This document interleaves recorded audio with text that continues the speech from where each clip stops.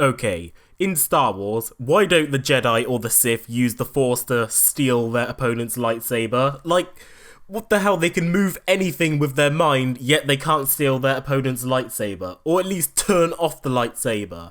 Or at least just force push the lightsaber away when they're about to attack them.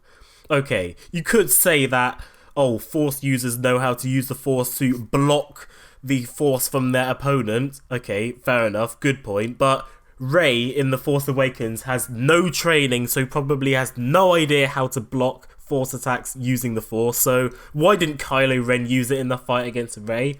Just look at this video here. Look how long they're just standing there doing nothing. Why couldn't Kylo Ren force choke her or something? Or do that thing where he makes her freeze? Yeah, because Kylo Ren has made Rey freeze before, so that's proof that Force attacks like that do work on other Force users, because Kylo used it on Rey. So why didn't he use it in the final fight? And why can't more Jedis like Darth Vader use it?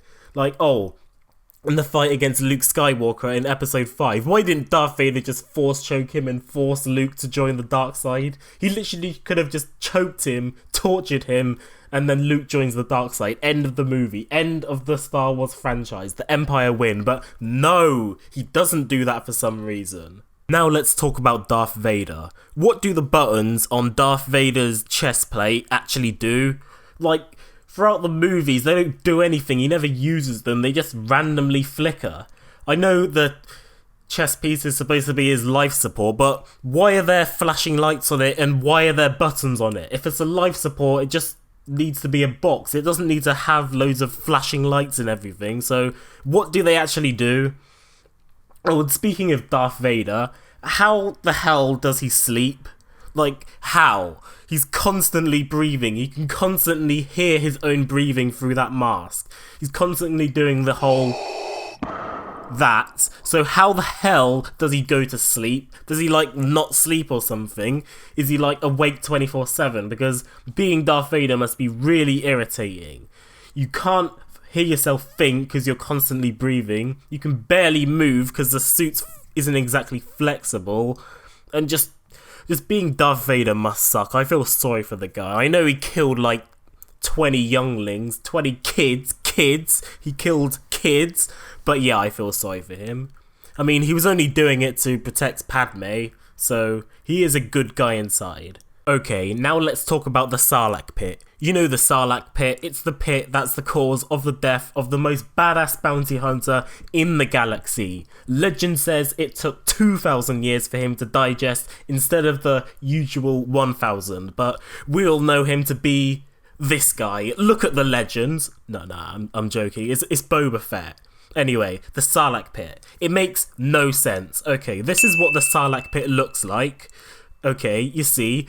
Okay, now this is the mouth. If that's the mouth of the Sarlacc pit, then why does it have loads of teeth around it? What's the point in the teeth if they're not actually gonna chew anything because the mouth's in the middle? And speaking of mouth, what... Okay, I know this isn't a problem in the original trilogy, you know, the original cut, but because George Lucas decided to put special edition features into the Star Wars movie, he added this crap, and now the Sarlacc pit makes no sense. Why does it have teeth if it just has some snake-like mouth inside of it?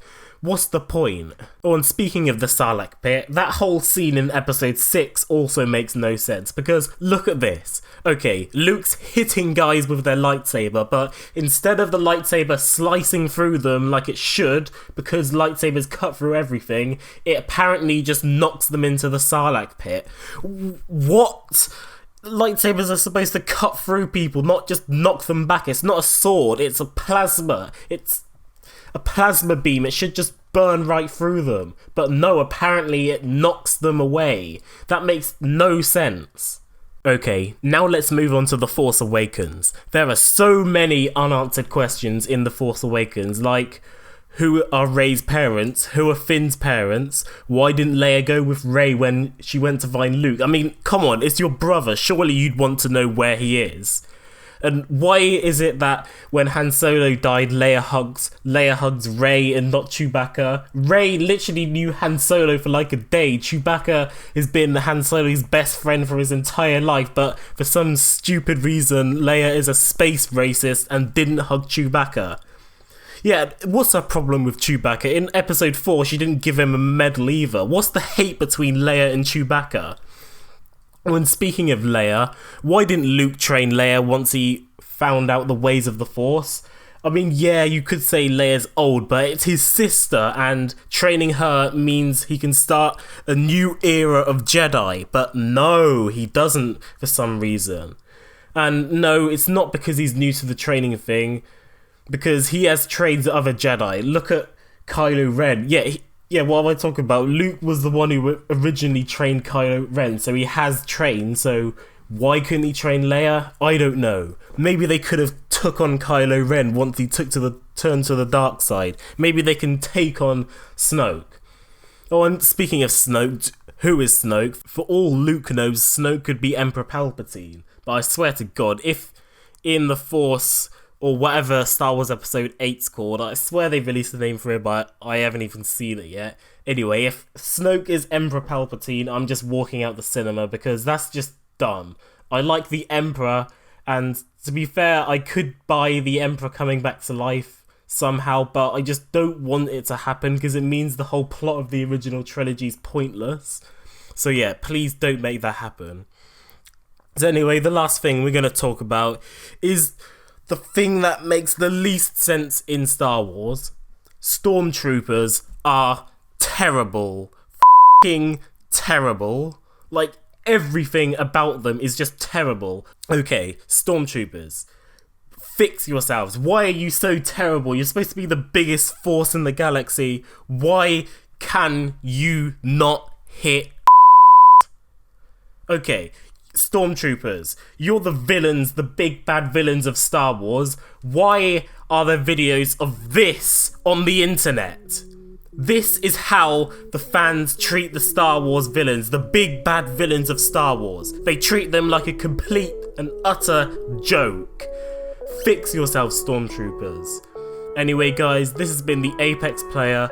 Hope you liked the video, subscribe for more, and peace.